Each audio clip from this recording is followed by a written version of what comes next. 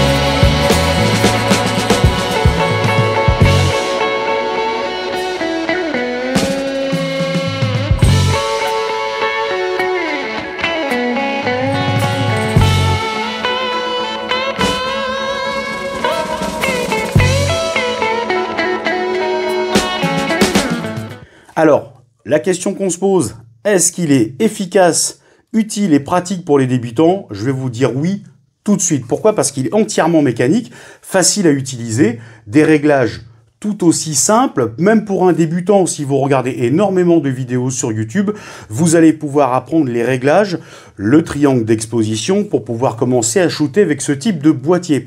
Celui-ci est de 1973, vous avez pu en découvrir un de 1971, ce qui veut dire que je shoote avec ces deux appareils et j'ai shooté principalement en noir et blanc. Je vous mets quelques photos en même temps que je vous parle et je peux vous garantir que pour débuter, il est plutôt sympa. Alors on va aller au plus simple et à l'essentiel. Est-ce que les prix sont abordables pour ce type de boîtier? J'ai envie de vous dire oui. Vous allez trouver des prix qui vont de 40 € à 150, 170 €. Je vous mets un petit exemple. Et pour faire simple, je peux vous garantir que dans un budget de 80 à 90 € que vous pouvez acheter sur Le Bon Coin ou eBay, vous ne serez pas déçu. Pourquoi? Parce qu'il est assez rustique et en plus assez facile d'entretien. Donc, l'inconvénient, je le cache pas, le poids. Voilà, il est un petit peu lourd. Par contre, il va vous falloir une sacoche pour le transporter. Mais franchement, pour vous faire plaisir, il est super efficace. Les réglages sont simples. Si vous maîtrisez un peu le triangle d'exposition, vous avez énormément de vidéos sur YouTube qui vont vous expliquer comment ça fonctionne et pourquoi et son utilité pour prendre de belles photos. Je peux vous garantir que sur des vitesses à régler facilement, un flash que l'on peut intégrer même universel, vous avez un boîtier super sympa, agréable, qui a un rendu agréable. Je le répète, mais c'est parce que c'est la vie que je me suis forgée depuis que j'en ai fait l'acquisition il y a quelques années. Ça doit faire maintenant presque 2 ans.